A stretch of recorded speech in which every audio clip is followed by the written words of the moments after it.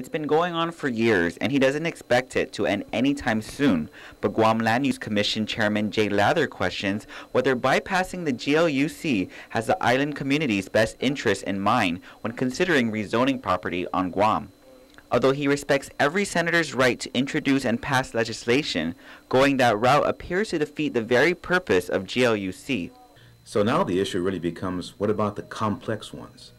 M zones or C zones? Should the senators pass laws for those? And that becomes more complicated because, again, the senators have the right to do that, but it's got such an impact on the communities and the neighbors that are involved. It was late last month senators heard public testimony on bills proposing to rezone 2 lots in Chalampago from a resident single dwelling to an M1 or light industrial zone. Those opposing the bills questioned why the legislature would even consider bills without going through GLUC. Close to 25 bills related to rezoning have been introduced this year by lawmakers, almost half introduced by Vice Speaker B.J. Cruz, and almost half by Minority Leader Frank Blosh Jr. The Republican lawmaker says the legislature does take several cases into consideration into whether it should restrict or grant certain types of rezonings.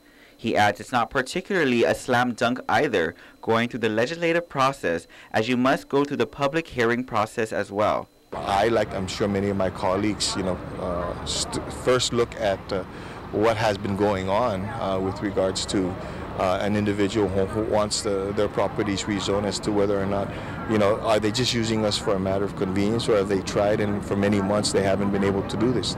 The biggest concern residents have raised to senators is the GLUC's hefty price tag. Lather says costs may be involved, but many of them cover technical aspects that legislative rezoning doesn't require. But clearly there are costs involved. You need an impact statement, environmental impact statement.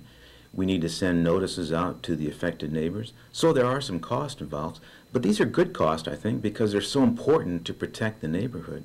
Lather admits seeking legislative rezoning may appear to be more efficient, expedient, and less expensive, but believes rezoning that would greatly impact residents is best brought before the GLUC.